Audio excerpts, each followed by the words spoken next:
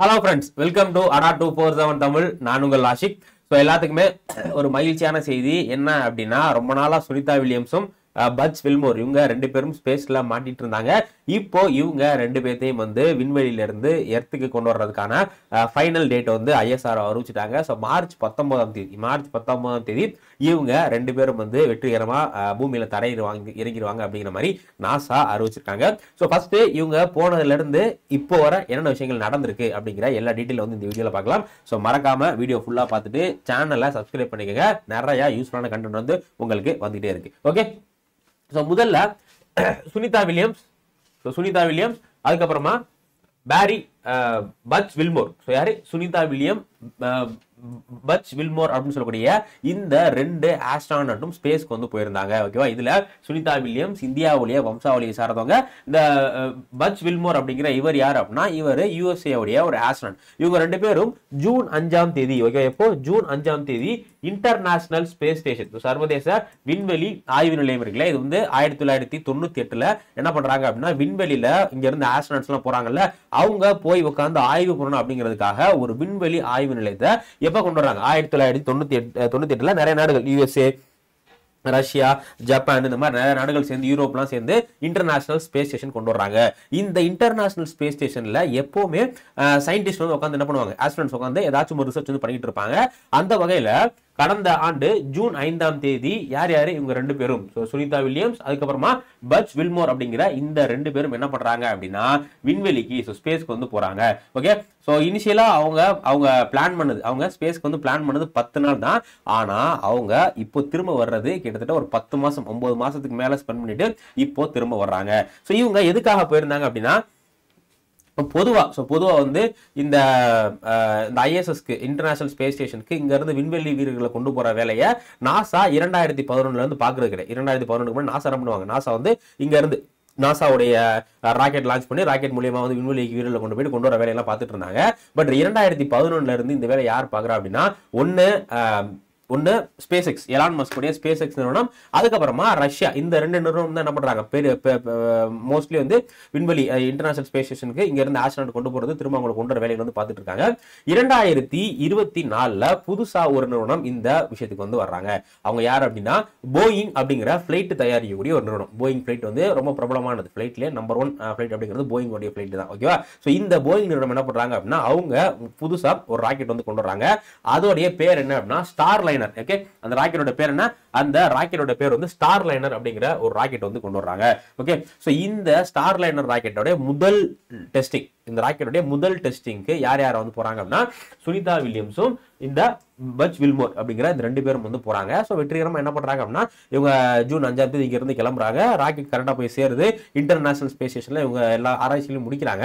But எல்லாம் முடிச்சுட்டு பூமிக்கு அந்த 10 நாள்ல திரும்ப வர்றதுக்கு பார்த்தாங்க அப்படின்னா, அந்த ராக்கெட்ல ஒரு மிகப்பெரிய கோளாறு ஏற்பட்டுருச்சு. ராக்கெட்ல ஹைட்ரஜன், ஹீலியம் அப்படிங்கிற ஒரு வாயு வந்து ராக்கெட்ல பயன்படுத்துவாங்க. அந்த ஹீலியம் வந்து பாத்தீங்க அப்படின்னா லீக் ஆக ஆரம்பிச்சு. ஓகேங்களா? அந்த ஸ்பேஸ் கிராஃப்ட்ல இருந்து ஹீலியம் வந்து லீக் ஆக ஆரம்பிச்சிருச்சு. ஸோ அந்த ஹீலியம் லீக் ஆகக்கூடிய ஸ்பேஸ் கிராஃப்ட்ல இவங்க ஏறினாங்க அப்படின்னா, அந்த ஸ்பேஸ் கிராஃப்ட் வெடிக்கிறதுக்கு வாய்ப்பு இருக்கு அப்படிங்கிறதுனால என்ன பண்ணிட்டாங்க, நாசா எல்லாருமே வந்து அதை ஸ்டாப் பண்ணிட்டாங்க. அந்த ஸ்டார் லைனர் அப்படிங்கிற அந்த ஸ்பேஸ் கிராஃப்ட் மட்டும் வந்துச்சு. இவங்க அங்கே தான் இருந்தாங்க. ஓகேவா? ஸோ ஜூன்ல மாட்டுறாங்க. ஜூன்ல இருந்து அவங்கள மீட் எடுக்கிறதுக்கான நிறைய விஷயங்கள் வந்து நடக்குது. அதுல முக்கியமா பாத்தீங்க அப்படின்னா, ஃபர்ஸ்ட் 2024 ஆகஸ்ட் மாசம் நாசா என்ன சொல்றாங்க அப்படின்னா, confirmed that return would be postponed. So என்ன சொல்றாங்க அப்படின்னா, 2024 நாசா என்ன சொல்றாங்க, 2024 சுனிதா வில்லியம்ஸை ஸ்பேஸ் கொண்டுறதுக்கு சாத்தியக்கூறுகள் இல்லை. ஏன்னா அவங்களுக்குன்னு ஸ்பெஷலா மறுபடியும் ஒரு மிஷன் அனுப்பணும், அதுக்கு ரொம்ப டைம் எடுக்கும். அப்படிங்கிறதுனால டிசம்பர்ல கொண்டு வரதுக்கு சாத்தியக்கூறுகள் இல்லை அப்படிங்கிற மாதிரி வந்து சொல்றாங்க. ஸோ ஆகஸ்ட்ல என்ன பண்ண ஆரம்பிக்கிறாங்க அப்படின்னா, அவங்களை கொண்டு வரதுக்கான வேலைகளை நாசா பண்ண ஆரம்பிக்கிறாங்க. இதுக்கு நாசா யாருடைய ஹெல்ப் பண்ணாடுறாங்க? SpaceX. ஓகேவா? So SpaceX, Elon Musk உடைய ஸ்பேஸ் எக்ஸ் நிறுவனத்தோட தான் வந்து இன்னைக்கு அமெரிக்காவில் ஒரு டாப் பிரைவேட் ஸ்பேஸ் ஏஜென்சியா இருக்கு. ஸோ இவங்களோட ஹெல்ப் கேட்குறாங்க. இவங்களுடைய க்ரூ டிராகன் அப்படின்னு சொல்லக்கூடிய ஒரு ஸ்பேஸ் கிராஃப்ட். ஸ்டார்லைனருக்கு பதிலா க்ரூ டிராகன் அப்படிங்கிற ஒரு ஸ்பேஸ் கிராஃப்ட் அனுப்பிச்சு அதுல இருந்து அந்த ஸ்பேஸ் கிராஃப்ட்ல கொண்டு வரலாமா அப்படிங்கிற பாசிபிலிட்டி இது பண்றாங்க. பட் இந்த மாதிரி ஸ்பேஸ் கிராஃப்ட் மாத்தி அனுப்புறதுல என்ன பிரச்சனை அப்படின்னா, ஏன்னா இவங்க ஃபார் எக்ஸாம்பிள் நீங்க யோசிச்சு பாருங்க, நீங்க இப்ப கார்ல ஒரு இடத்துக்கு போறீங்க, போகும்போது நீங்க கியர் உள்ள வண்டி ஓட்டிட்டு போறீங்க, கார்ல நார்மல் கியர் உள்ள வண்டி ஓட்டிட்டு போறீங்க. ஆனா அங்க இருந்து வரும்போது உங்களுக்கு வேற வண்டி கொடுக்குறாங்க, கியர்லெஸ் வண்டியோ சம்திங் வேற ஏதாவது ஆப்ஷன் உள்ள ஒரு கார் கொடுத்தாங்க அப்படின்னா உங்களுக்கு ஓட்ட தெரியாதுல்ல. அதே மாதிரி தான் இப்போ இவங்க போன ஸ்டார்லைனர் அப்படிங்கிற அதுல எப்படி டிராவல் பண்றது அப்படிங்கிறது தான் வந்து சுனிதா வில்லியம்ஸும் வில்மோரும் வந்து ட்ரெயின் ஆயிருப்பாங்க. இந்த டயத்துல வந்து அவங்களுக்கு புதுசா ஒரு இது பண்றது கொஞ்சம் கிரிட்டிக்கலான விஷயம் அப்படிங்கிறதுனால இது அப்படியே தள்ளி போயிட்டே இருந்துச்சு. ஆகஸ்ட்ல நடக்குதா. அதுக்கடுத்து பாத்தீங்க அப்படின்னா நவம்பர் 2024 என்ன அப்படின்னா வில்மோரும் அதுக்கப்புறம் சுனிதா வில்லியம்ஸும் என்ன பண்றாங்க, தேங்க்ஸ் கிவிங் அப்படிங்கிற ஒரு செலிப்ரேஷன், தேங்க்ஸ் கிவிங் செலிப்ரேஷன் அப்படிங்கிற செலிப்ரேஷன் கண்டக்ட் பண்றாங்க.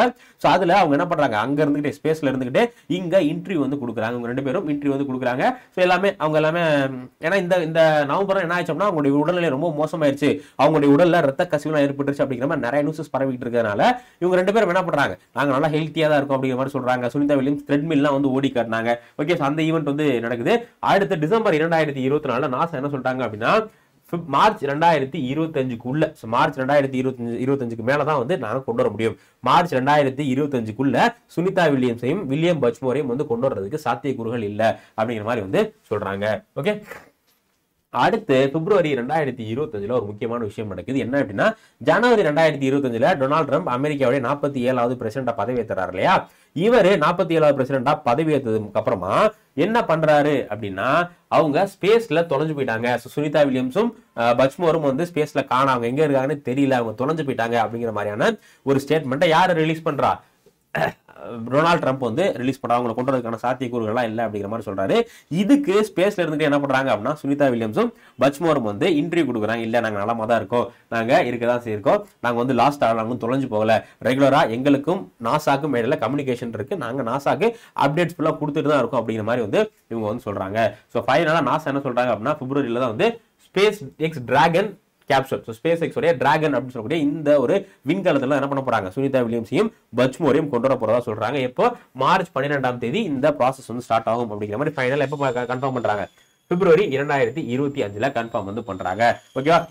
இப்போ மார்ச்ல என்ன விஷயங்கள் நடக்குது அப்படின்னா மார்ச்ல இந்த ப்ராசஸ் 8ஆம் தேதி நாசா என்ன சொல்றாங்க, confirm that Williams and Wilmore would return only after the space Crew 10X successful launch. So NASA வந்து Crew 10X அப்படின்னு சொல்லக்கூடிய இந்த ஒரு மிஷனையும் ஸ்பேஸ் எக்ஸோட சேர்ந்து இது பண்றாங்க. ஸோ இதுல என்ன பண்ணுவாங்க அப்படின்னா ஃப்ரீக்வெண்டா விண்வெளிக்கு ஆஸ்ட்ரோனாட்ஸை கொண்டு போயிட்டு அவங்களை திரும்ப கூட்டுற இந்த மாதிரியான ஒரு மிஷன் வந்து இந்த Crew 10 அப்படிங்கிற இந்த மிஷன் வந்து கண்டக்ட் பண்றாங்க. ஸோ இந்த மிஷன்ல இருந்து நபர்கள் போனதுக்கு அப்புறமா தான் இதுல இருந்து ஒரு 4 நபர்கள் இங்க இருந்து அனுப்புறாங்க. அந்த 4 நபர்கள் விண்வெளி நிலையம் சர்வதேச விண்வெளி நிலையம் இன்டர்நேஷனல் ஸ்பேஸ் ஸ்டேஷனுக்கு போனதுக்கு அப்புறமா தான் வந்து சுனிதா வில்லியம்ஸையும் வில்லியம் பச்மோரையும் திரும்ப எடுத்து கொண்டு வரணும் அப்படிங்கிற மாதிரி வந்து சொல்றாங்க. ஸோ அப்போ மார்ச் 12ஆம் தேதி பாத்தீங்க அப்படின்னா ஸ்பேஸ் எக்ஸ் உடைய ஃபால்கான் 9, ஸ்பேஸ் எக்ஸ் உடைய ஃபால்கான் 9 அப்படிங்கிற ஒரு ராக்கெட்ல இந்த Crew 10 என்ன பண்றாங்க, ஸ்பேஸ்க்கு வந்து கிளம்புறாங்க. ஓகேவா. ஸோ மார்ச் 12ஆம் தேதி கிளம்பி இவங்க வந்து பாத்தீங்க அப்படின்னா இன்டர்நேஷனல் ஸ்பேஸ் ஸ்டேஷனுக்கு மார்ச் 16ஆம் தேதி காலையில 9 மணிக்கு போய் சேர்ந்துடுறாங்க. ஓகே. ஸோ மார்ச் 16 காலையில இன்டர்நேஷனல் ஸ்பேஸ் ஸ்டேஷன் கிட்ட போய் சேர்ந்துடுறாங்க. ஸோ ஃபைனலா இந்த ராக்கெட்ல இருந்து இன்டர்நேஷனல் ஸ்பேஸ் ஸ்டேஷனுக்குள்ள எப்போ போறாங்க அப்படின்னா ஒரு 10:35 மணிக்கு. ஏன்னா நம்ம இப்போ ஒரு கார்ல போனா காரை நிப்பாட்டிட்டு நம்ம வீட்டுக்கு போறோம், அதே மாதிரி தான் அந்த இங்க இருந்து போற ஸ்பேஸ் கிராஃப்ட்டை நிப்பாட்டிட்டு அதுக்கப்புறம் அதுல இருந்து அந்த இன்டர்நேஷனல் ஸ்பேஸ் ஸ்டேஷனுக்கு டிராவல் வந்து ஆவாங்க. ஓகே. ஸோ அப்போ அந்த ப்ராசஸ் இருக்கு இல்லையா, அது வந்து எப்போ மார்ச் 16ஆம் தேதி வந்து முடியுது. ஓகேவா. ஸோ அந்த Crew 10ல வந்து ஒரு 4 ஆஸ்ட்ரோனட்ஸ், ஓகேங்களா, ஒரு 4 ஆஸ்ட்ரோனட்ஸ் கொண்டு போறாங்க. நாசாவை சேர்ந்த 2 பேரும் அதே மாதிரி ஜப்பானுடைய இதை சேர்ந்த 2 பேரும் வந்து போயிட்டாங்க. ஸோ இப்போ 4 பேரும் வந்து வெற்றிகரமாக போயிட்டாங்க. இன்னுமே இந்த ஸ்பேஸ் எக்ஸ் உடைய ஃபால்கான் 9 ராக்கெட் இருக்குல்ல, இது விண்வெளியில இருந்து பூமிக்கு திரும்பி வரும்போது இந்த ராக்கெட்ல பாத்தீங்க அப்படின்னா சுனிதா வில்லியம்ஸ், பச்மோர், அது மட்டும் இல்லாம கூட 2 ஆஸ்ட்ரோனட்ஸ் அங்க இருந்து 4 பேர் போனாங்க இல்லையா, அதனால அங்க இருந்து ரிப்ளேஸ் பண்ணா 4 பேர் வராங்க.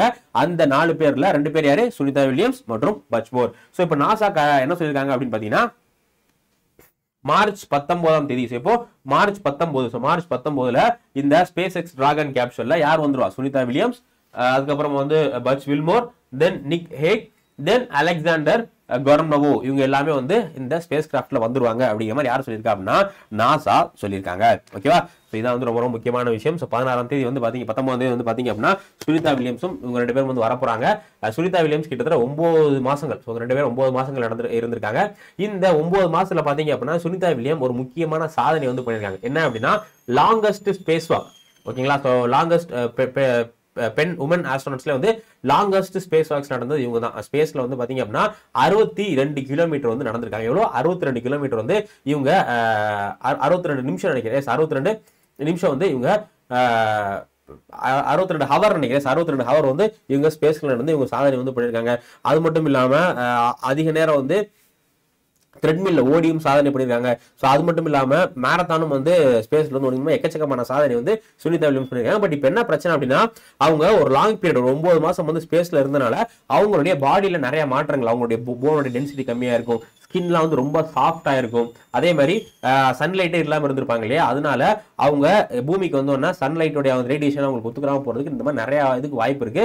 அவங்க என்ன சொல்றாங்க அப்படின்னா அவங்க வந்து வந்தோடனே வந்து அவங்க ஸ்கின் ரொம்ப சாஃப்டா இருக்கும், அதனால ஏதாவது சின்ன இஷ்யூ பட்டா கூட அந்த ஸ்கின் வந்து பீறதுக்கு வாய்ப்பு இருக்கு அப்படிங்கிற மாதிரியும், அதே மாதிரி அவங்க நடக்கிறதுக்கு, ஏன்னா இவ்வளவு நாள் நடந்திருக்க மாட்டாங்க விண்வெளியில் வந்து நம்ம மிதக்க தான் செய்வோம், நடக்க முடியாது. ஸோ மறுபடியும் சின்ன குழந்தை எப்படி நடப்பழகுமோ அதே மாதிரி அவங்க திரும்ப நடைப்பழகி இதெல்லாம் இந்த ப்ராசஸ் வந்து ரெக்கவர் ஆகிறதுக்கு கிட்டத்தட்ட 1 வருஷம் கூட ஆகலாம் அப்படிங்கிற மாதிரி வந்து சொல்லப்படுது.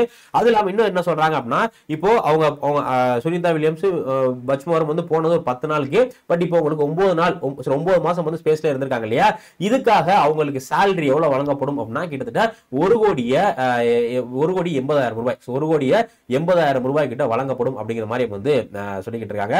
ஸோ சுனிதா வில்லியம்ஸும் வில்லியம் பச்மோரும் சேஃபா பூமிக்கு வர்றதுக்கு நம்ம எல்லாமே ப்ரே பண்ணுவோம். ஏன்னா ஸ்பேஸ்ல ஒவ்வொரு நிமிஷமுமே வந்து ஒவ்வொரு செகண்டுமே வந்து ரொம்ப ரிஸ்க் தான். ஸோ நம்மளுடைய கல்பனா சாவ்லா வந்து பார்த்தீங்க அப்படின்னா ஸ்பேஸ்க்கு வர்றதுக்கு ஒரு 5 செகண்டுக்கு முன்னாடி தான் அவங்க வந்து லேண்ட் ஆகிறதுக்கு 5 செகண்ட் முன்னாடி அவங்க வந்து ராக்கெட் வந்து வெடிச்சு சிதறும். அதனால இவங்க வந்து ப்ராப்பராக ஒழுங்கான முறையில் நல்லபடியாக வந்து பூமிக்கு வந்து ப்ராப்பராக ரெக்கவர் ஆகிறதுக்கு நம்ம வந்து ப்ரே பண்ணுவோம். ஸோ மார்ச் 10 வந்து இவங்க வந்ததுக்கு அப்புறமா நம்ம இன்னொரு வீடியோவில் சந்திக்கலாம்.